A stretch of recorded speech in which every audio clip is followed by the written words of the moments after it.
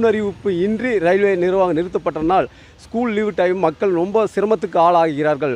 மேலும் பொள்ளாச்சியிலிருந்து நிறைய ட்ரெயினை இயக்க வேண்டும் என்று வாரியத்துக்கு வேண்டுகோள் வைக்கும்போது ஓடிட்டு இருந்த ட்ரெயினை நிறுத்துவது கண்டிக்கத்தக்கது.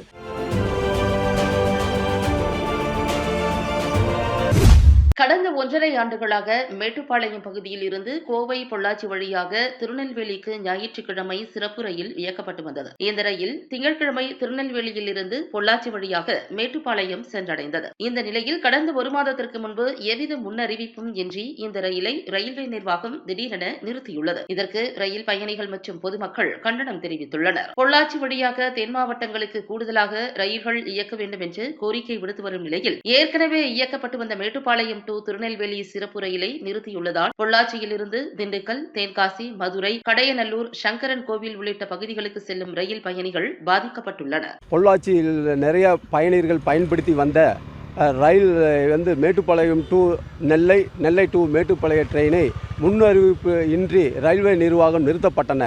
இந்த நிறுத்தப்பட்டனால் ரயில் பயணம் செய்யும் நிறைய பேர்கள் பாதிக்கப்படுகிறார்கள். இது ஸ்கூல் டைம் இருக்கிறப்போ இந்த மாதிரி ட்ரெயினை நிறுத்தினால் என்ன செய்வது? இந்த மேட்டுப்பாளையம் டு திருநெல்வேலி போகிற ட்ரெயின் பொள்ளாச்சி வழியாகவும் திண்டுக்கல் வழியாக மதுரை, ராஜபாளையம், தென்காசி, கடைநல்லூர் வரைய நிறைய பயணிகள் பயன்படுத்தி வந்த நிலையில் முன்னறிவிப்பு இன்றி ரயில்வே நிர்வாகம் நிறுத்தப்பட்டனால் ஸ்கூல் லீவு டைம் மக்கள் ரொம்ப சிரமத்துக்கு ஆளாகிறார்கள். மேலும் பொள்ளாச்சியிலிருந்து நிறைய ட்ரெயினை இயக்க வேண்டும் என்று வாரியத்துக்கு வேண்டுகோள் வைக்கும்போது ஓடிட்டு இருந்த ட்ரெயினை நிறுத்துவது கண்டிக்கத்தக்கது.